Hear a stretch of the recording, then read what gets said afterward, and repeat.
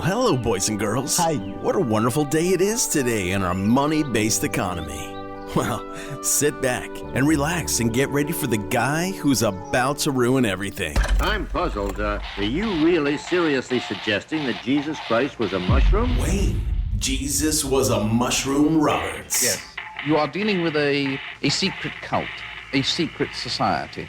Welcome to Waning Interest. Welcome to the Waning Interest Podcast. Half hour.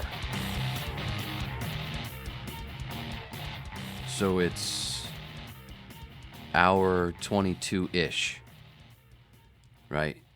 In order. So I'm only going to do 30 minutes because that's all I got left on the Libsyn, my RSS feed thing for the month before it kicks over tomorrow. So I didn't want to waste it, so I figured I'd throw on do a bonus. So that was Joe Cruz you heard in the open, cruzvo.com. You also hear Joe on the front and ass end of the promos.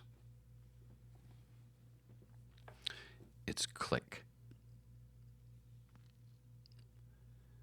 WaningInterestPodcast@gmail.com. Please trim those,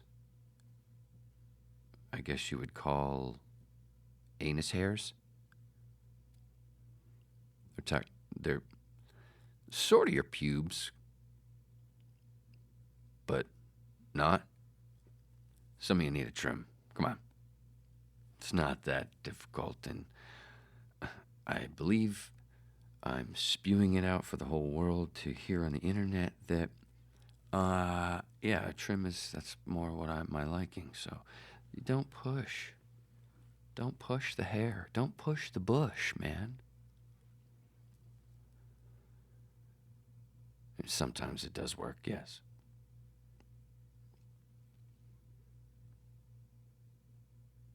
But you got to remember and think that, and hope that that bush has been shampooed with a nice cocoa butter smelling shampoo / conditioner. Sorry, got lost in thought. Hello, iTunes, Stitcher, YouTube, TuneIn, Google Play, Laughable, and maybe Spotify. Hell if I know, hell if I'll ever know. That could be where you're listening from. Or you may be listening. Maybe you're a patron. Maybe you are a whip. Maybe you're part of the Waning Interest Podcast pack and listening to this at the patreon.com /Waning Interest, which the link should be right there in the description if that's not where you're listening from. As little as $2 a month to be a part of the pack. Working on some t-shirts. But the normal round, if you're new to the podcast, normally it's I do an hour Monday that's Patreon only, an hour Wednesday that's all over iTunes and everywhere on the RSS feed and YouTube. And then Friday is also Patreon. And some bonus like this. Whenever I have a little on the side. Well, actually, I had a little bit on the side, but only enough, but not quite enough. I was trying to knock off archives enough to where I could do an hour, and I archived the wrong thing, and it cost $5 for all that, up to 100 megs, I believe, and then I didn't mean to do all that. Then I was like, well, that's the minimum, 100 anyway, $5, so whatever. So then it left me with a little, so I still didn't leave me with enough to do a whole hour for this to be able to fit what all I wanted to do was fit the regular Wednesday Unlocked hour. Man, that made absolutely no sense. And I went and called myself a broadcaster one day. Actually, it was more than one day. You try to sort of call it career. That's right. Yeah, it was way more than one day.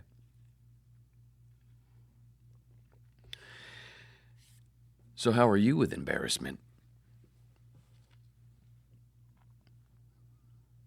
That's like bombing. That's kind of why I do the podcast. It's, I know to some people I'm a boring fuck, but I also know over some people that get it. Wink, wink. That I'm fucking hilarious constantly, and that's why they tune in, and that's why they subscribe, and that's why they're Waning Interest Podcast pack members. Because they know how fucking charmingly funny I am, you know.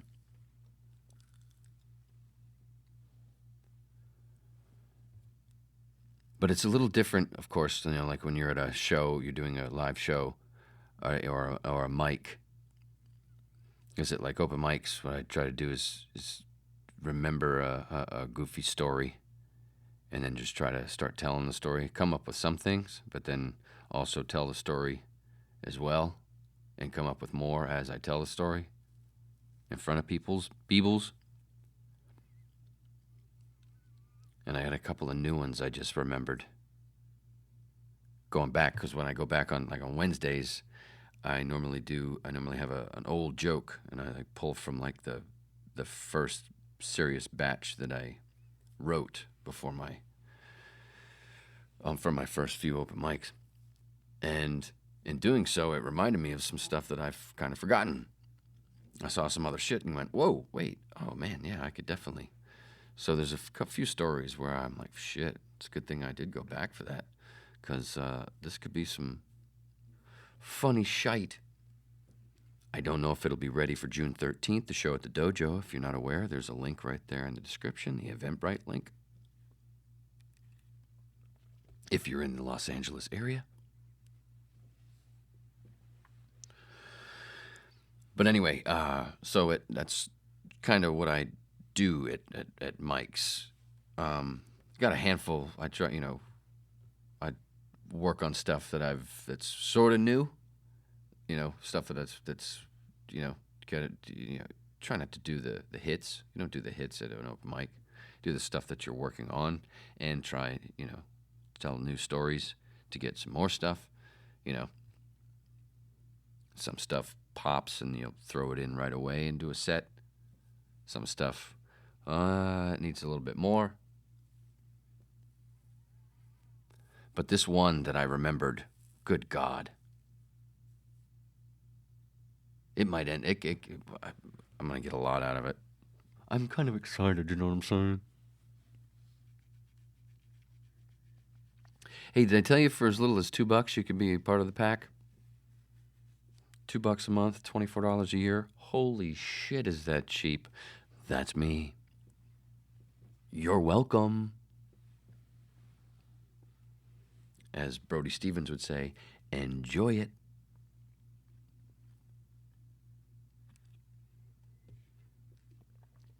Positive. Push. Especially because podcasts, as I've said before, are kind of like you donating shit to the Goodwill. You donate the free shit, and they go and they get a profit, and they sell off it, and they don't treat the dude that owns Goodwill. Do you even know? Oh my God, don't do Goodwill, by the way. If you're gonna give away shit, just go directly to somewhere in, a homeless shelter. Go right to the shelter, or, don't do the Goodwill thing anymore. That guy is unbelievably loaded. That guy's one of the richest people in the country. I don't know his name. Don't care. Fuck him. Because all Goodwills, for the money that guy has made, the Goodwills are like they don't have to be dumpy, and they don't have to pay their employees such shit, especially for the stuff that they have to do and sort through. Those people should be taken care of a lot better. That is a fact, and fuck you if you disagree, Uncle Charlie, if you existed. Twitter, Instagram, Wayne Roberts 811. Just joined Instagram. I think this is the third day, I believe. Dude, I am crushing 38 fucking followers. Yeah. It's May 30th, 2019. So I suspect I'll be by 100 by September. Or did I mean to say I'll be to 100 by September, not by 100 by September? What did I say? I don't know. I don't care. Let's move on. You're right. Okay. Jesus, take your meds. I did. Oh. Did I mention the Dojo show, June 13th? Sam Tripoli, Felicia Michaels, Erica Rhodes, Jimmy Schubert. Only $10 at the Sycamore Tavern in the Dojo of Comedy right above the Sycamore Tavern, which at the Sycamore Tavern, not only the burgers really good, I hear. I've never eaten them. I don't eat out hardly. But, dudettes, we're talking free parking. Huh? Do I know how to give? I mean, this is Los Angeles. And most people Uber now, or Lyft. But not all. So there you have it. And I went to the store today to grab 3 things, I believe. And I don't watch TV. If you're a listener already, you know that. Only on the weekends, really, sporting events,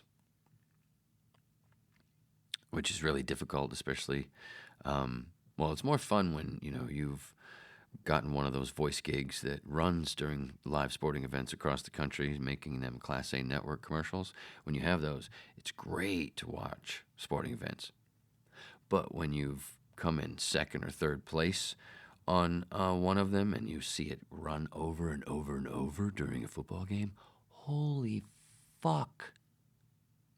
I can't hit the mute button fast enough. But 9 times out of 10 I go, yeah, I'd have gone with him too, or her. That's right. I've lost to women, and it feels a lot better. It's got more of a cushion. I'm not sure why. Maybe it's the cocoa butter conditioner shampoo.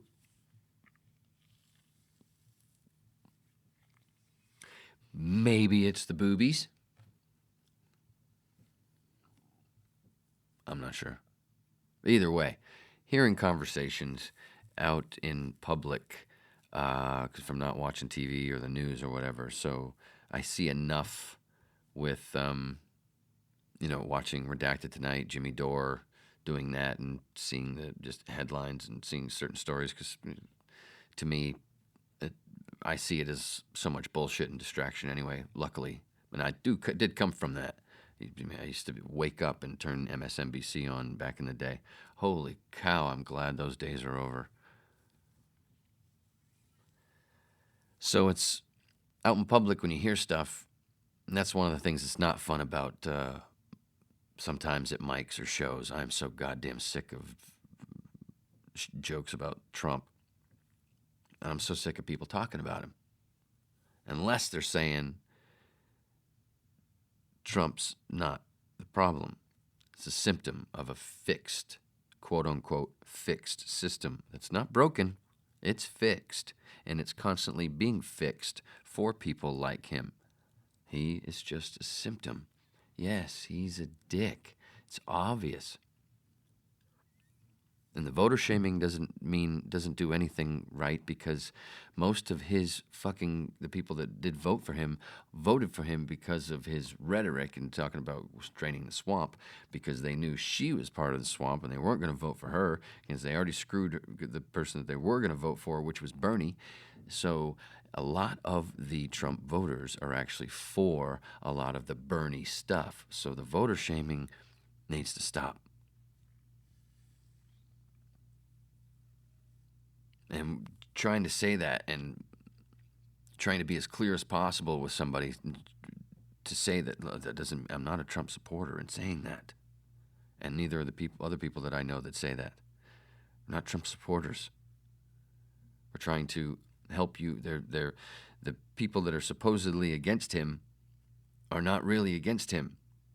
They're in the same team, distracting you from the real problems of what's really going on, which is it doesn't really matter who's in that chair. The same shit's going to go down.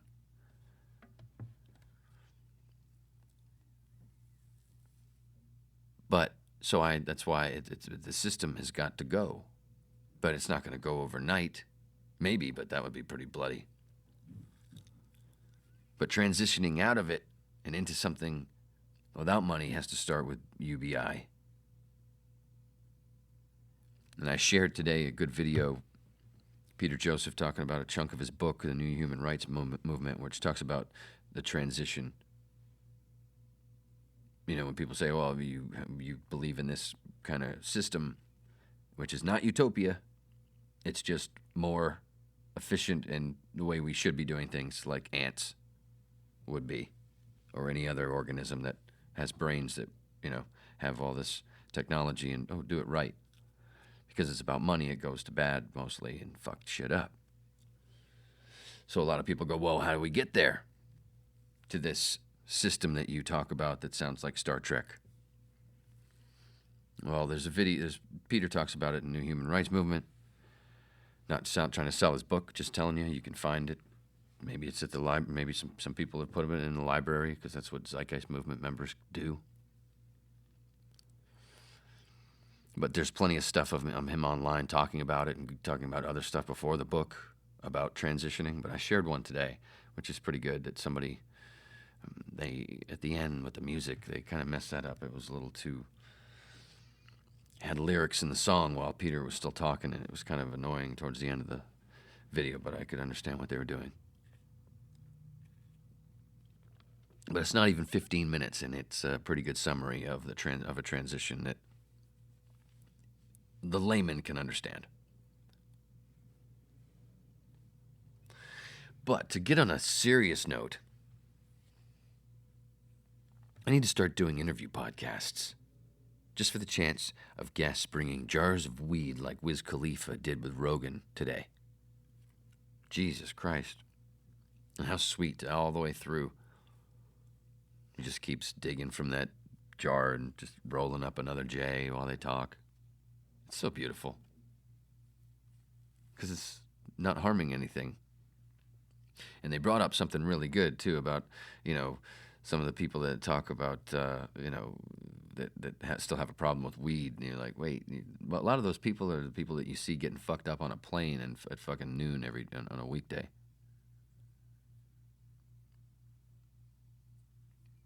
And they've got any negativity towards cannabis is just stupid. Why would you say that, Wayne? That sounds crazy. It's a drug. Well, how about this? We need water to live, right? We can have too much water and it can kill us. We need air to live, oxygen to live. We can have too much oxygen and it can fuck us up, right?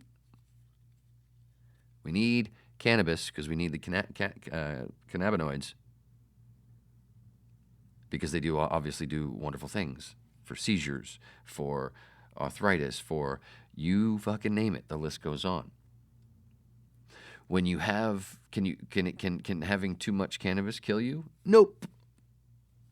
Not at all. Nobody has ever died from too much cannabis. It's impossible.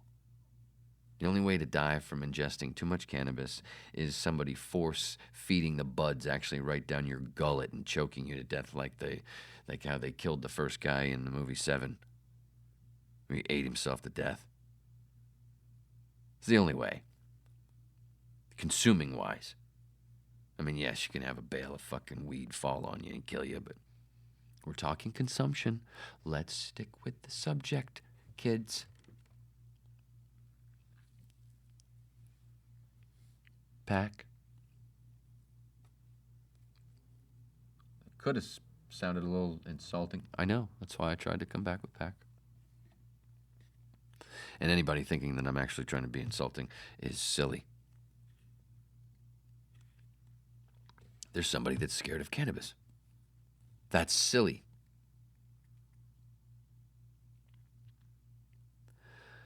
They also talked, Wiz and Rogan talked about shrooms, and Wiz talked about how he mentioned talking about seeing people's true intentions when you're on mushrooms, which is like another angle of what I've said before, what I believe is really where the superpowers come from. When we talk about superheroes and superpowers and weird shit, ESP, you have ESP when you're tripping with somebody. You will connect and have the same thoughts and see the same shit that nobody else tripping, if they're with you, sees or understands. The mind shit, and that's where tripping was how the meditation and yoga and all that stuff started anyway. And I don't put any of that stuff down, but people go, well, you can do it like this and la la, you don't have to take drugs. Well, this is where it started, so that's why it's part of religious practices with any indigenous peoples. Peoples! From a people's power.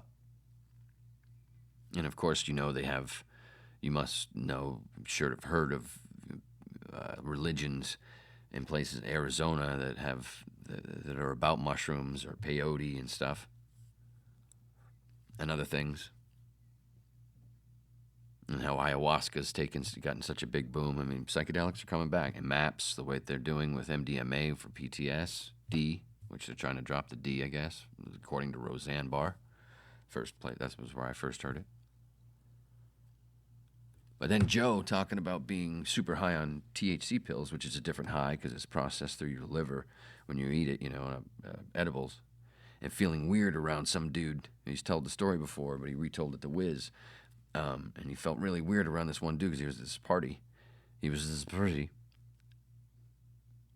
And later on found that dude was wanted for rape.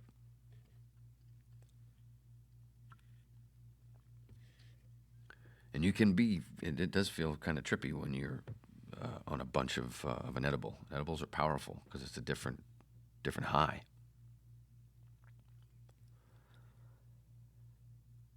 It's 22 past the hour, almost 23, coming up on 23 past the hour. And what I decided to do, because the only sports I've really talked about is bowling.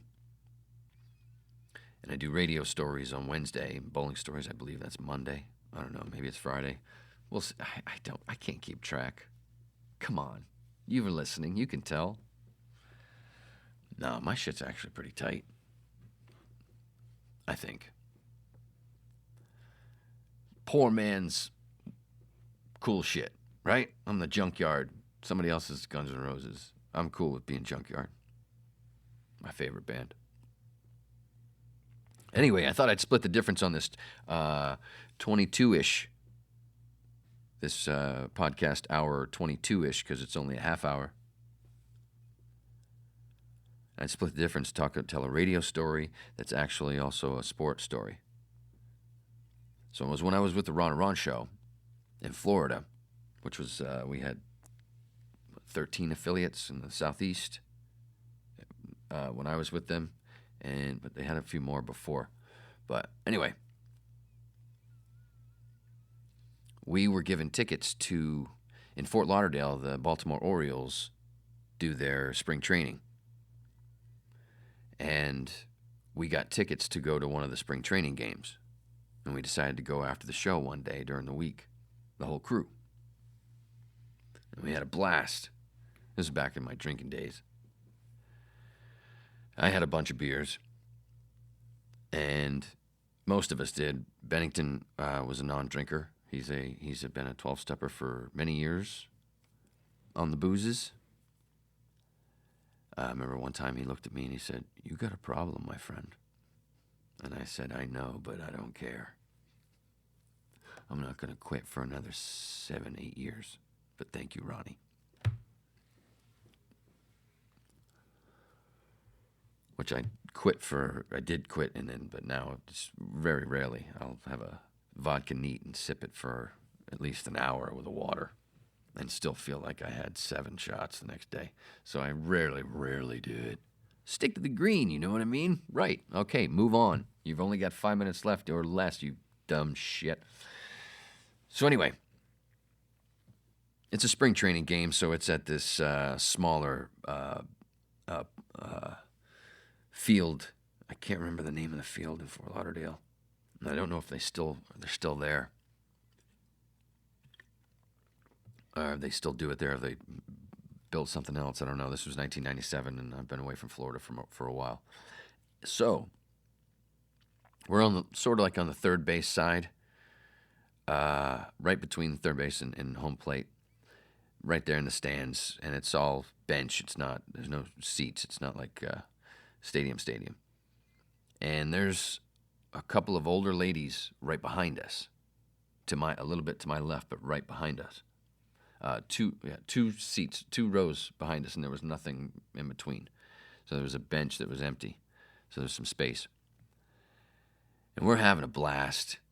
And I think it was my first time out of the studio with the whole gang. So it was really cool to me, because I don't know if it was anybody else's. Well, maybe, Joe Buffett, Joe Paparazzi. That might have been his first outing with the whole crew. Everybody else had done stuff before. Because I was only with the show in 1997. So, until Clear Channel killed him. So we're having a blast. And at one point, a foul ball comes back towards us, and bounces in the stands about empty, and there's like 3-4 rows ahead of us that are all empty, and it's like right towards the front. It bounces in one of those stands and comes up towards us, but over us. I mean, it's powerful. And I just reacted and stood up, took a step over to my left for that empty spot, and these ladies weren't even paying attention. They were talking to each other, and I stuck my hand out and caught it right before it would have knocked one of them right in the forehead. And it was like, and it was like one of those things that happen, we all do it, have one of those moments where it's just like, almost like Back to the Superpower. But this one was from alcohol. No, it was just from baseball, and, it's like I just didn't have a glove. I've caught many baseballs without a glove, so it's just from that. And it was really neat, and I didn't mean anything. And then I handed the ball to her. I didn't keep it for myself. I handed it right to her, and she said, "Thank you for, saving my eye." And then what the coolest part was, that was just cool, boom, everybody, pats me on the back and whatever, and then move on, watch the rest of the game or whatever. The coolest part, the next day of the show, parody guy, Fred, makes a parody song, unbeknownst to me, until they play it on the air, of center field, John Fogerty, "Put me in, coach, I'm ready to play today." Well, he wrote a song about our day at the ball game, and the song ended with a bunch of, like 2 or 3, 4 line, I don't remember, but there's a little chunk about me catching the ball in front of the ladies or whatever. And it was the coolest fucking feeling. Nobody'd ever written a song about me before, man. So when it got aired, it wasn't just local. It was all over Florida, man. Watch Redacted tonight. Jimmy Dore Show, Kim Iverson, Abby Martin, Corbett Report, Tinfoil Hat. Look for yourself. I'm just here to be a fun, babbling lecturer. Remember, we're all Neo, a.k.a. One. Sorry, ran long. Had to bump comedian Tony Hinchcliffe. Thanks, Gary. Just have to say, Daddy loves you.